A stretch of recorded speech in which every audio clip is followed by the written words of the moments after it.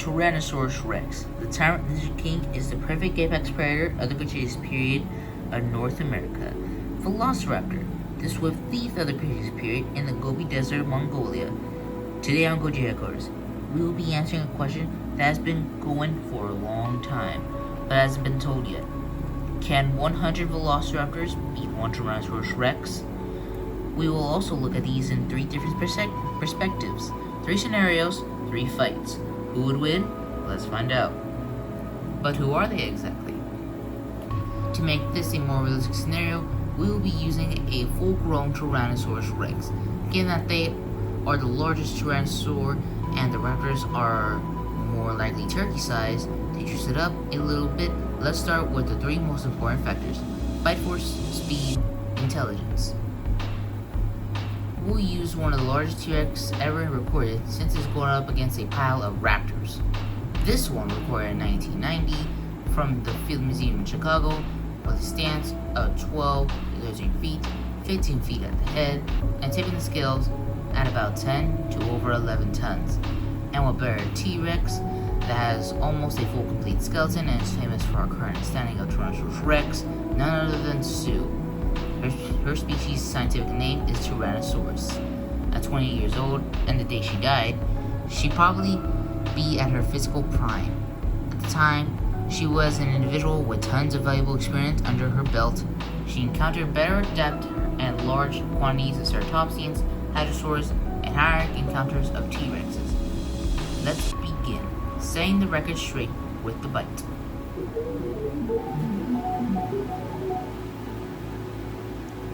You may have heard the bite force of 8,000 psi, but that's just the beginning.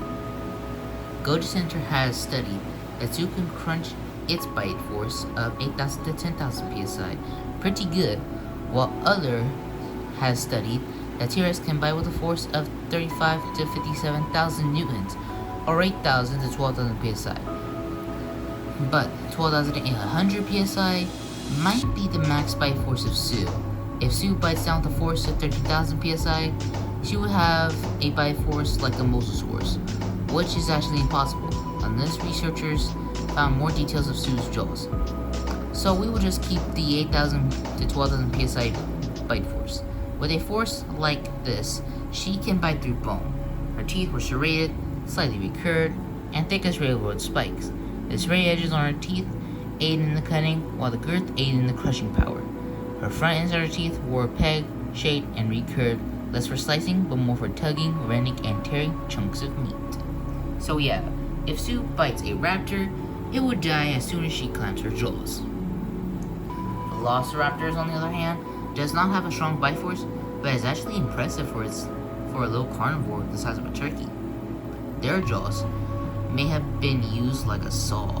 Their bite force is 131 newtons to the front of the jaw to a whopping 304 newtons at the back of the jaw. To put that into perspective, its bite force was just behind an American bulldog with a bite force of 305 psi. I'm sorry, that's pronounced wrong. And to Sue, facing off with 99 more of these Velociraptors, it'll be like you getting attacked by 100 kittens. The speed of Sue is actually kind of, well, off scale.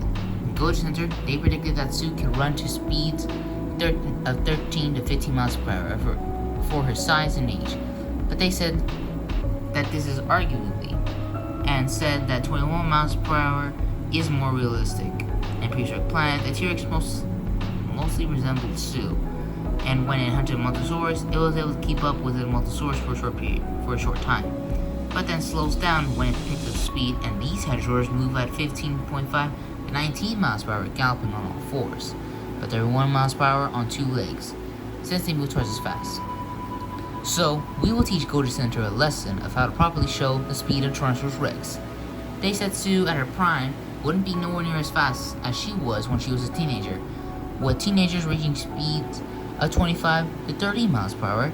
That's as fast as an elephant, and just behind a white rhinoceros. And they said that their legs were better for faster pace movement than those of an elephant, and they reached 25 kilometers per hour or 50.5 miles per hour, but they actually reached 40 kilometers per hour or 25 miles per hour. Take a seat because school's in session. Seriously.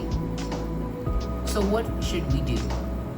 Well, for starters, we'll do the usual speed of 10 to 15 miles per hour, since that's accurate speed for Sue.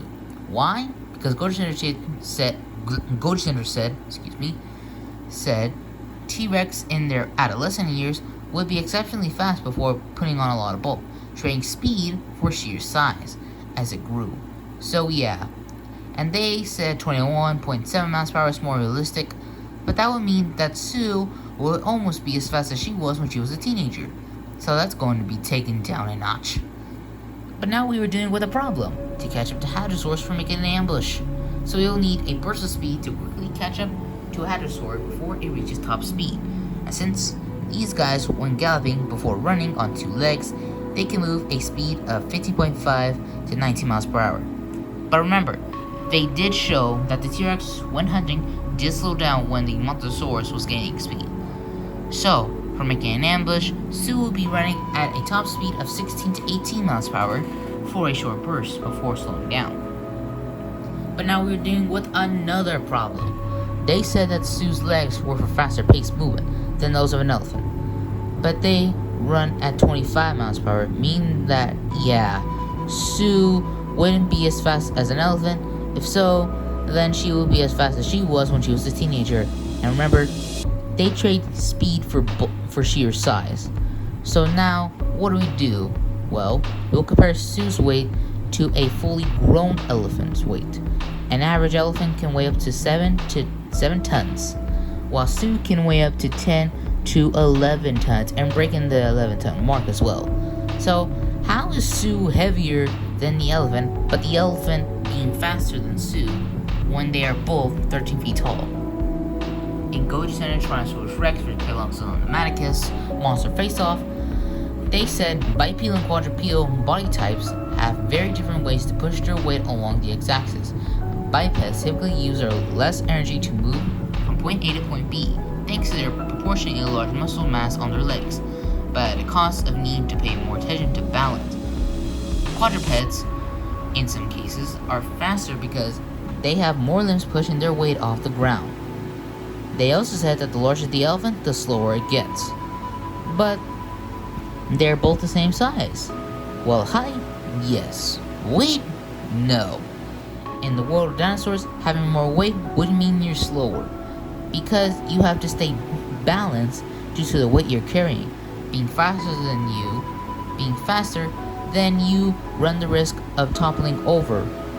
Now, since Sue here weighed 10 to 11 tons, and the elephant weighing 7 tons, the elephant will be faster than the T-Rex due to it being lighter and for being quadrupedal, for having more limbs to push off the ground. Ha! Take that, Goji Center. So, what is Sue's real speed? At normal speed, she can move 10 to 15 miles per hour. If she was to pull off an ambush or retreat, she would need to run from 16 to 18 miles per hour for a short period of time. Finally. Give me a second. Okay. Whew. Where were we? Oh yes. Velociraptor speed is 30 miles per hour.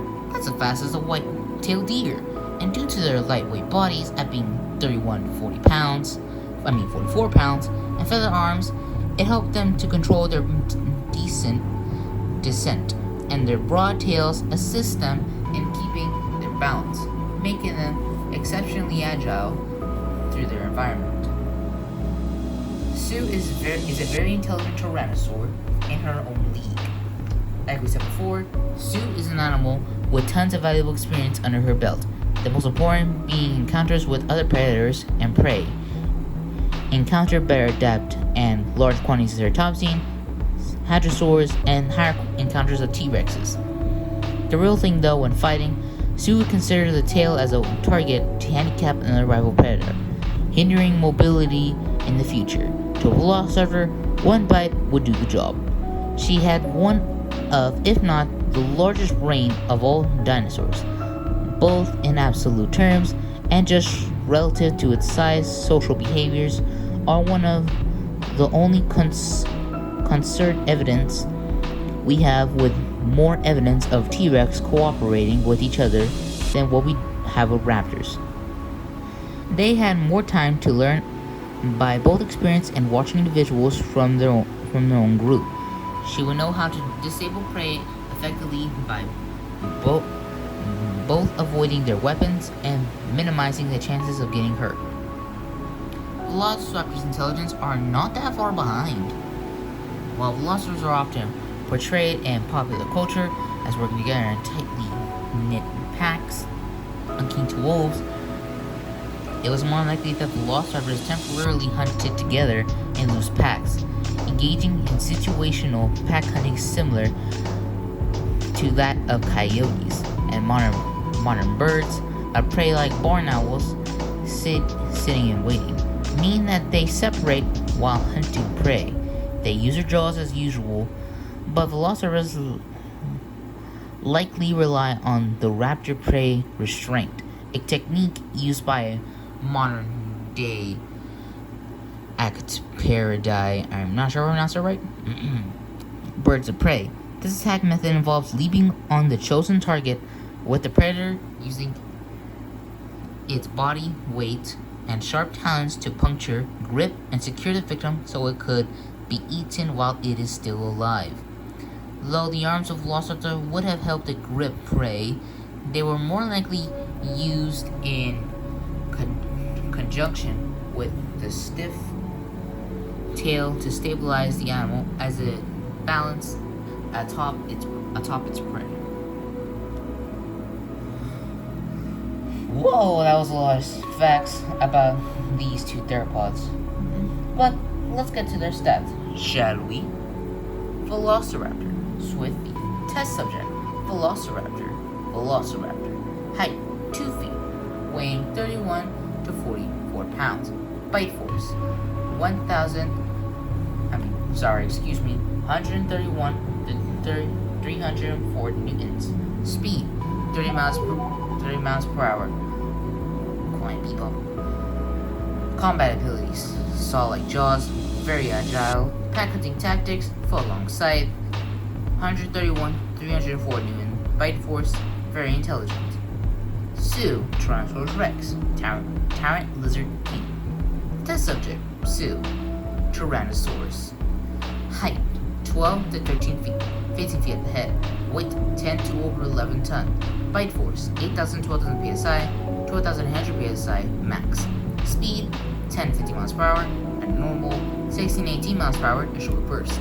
Combat abilities, 8,000 to 12,000 psi, bite force, 2 tiny arms that can each lift 441 pounds, agile predator, excellent vision, highly intelligent, resilient corporal build, weaponized head with a force of 40,500 psi. Now, let's get to the scenarios, starting with number 1, overwhelming presence. This may come as a shock to you, but in this scenario, there will be no fight. Why? Well, let us explain. Even though there are 100 velociraptors, I don't think they would go up against a 15-foot tall Tyrannosaurus Rex due to how big she is. Velociraptors, due to their small size, will likely go for Ceratopsy named Protoceratops, which is 2 feet tall, 6 feet long, and weighing 400 pounds. So yeah, this is a big as their prey gets, and they would struggle to take it down. So what would happen here? Well, when a Velociraptor sees Sue, and Sue showing off her strength and size, the Velociraptors would just back off, leaving Sue victorious. But this won't happen in the next scenario. Divide and conquer.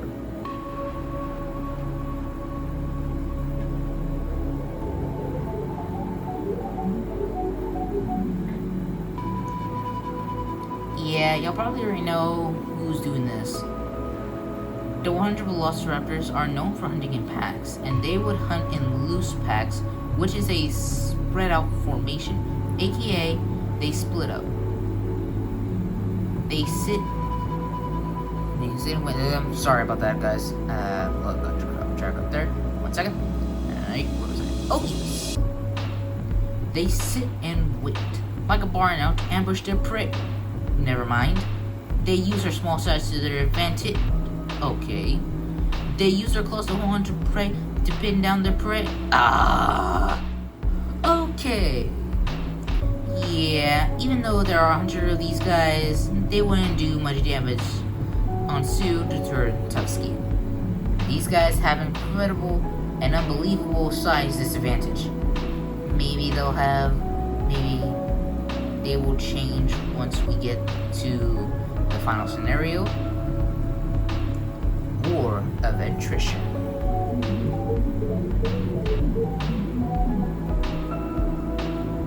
Honestly, I don't think I have to show this one. It's just the same thing as the second scenario. 25 Velociraptors jump from a small cliff, but got whacked like baseballs. 50 Velociraptors go for the legs, but they just made themselves pancakes. And 25 Velociraptors, yeah, they just became Sue's lunch burrito. If you want to compare these two creatures to something else,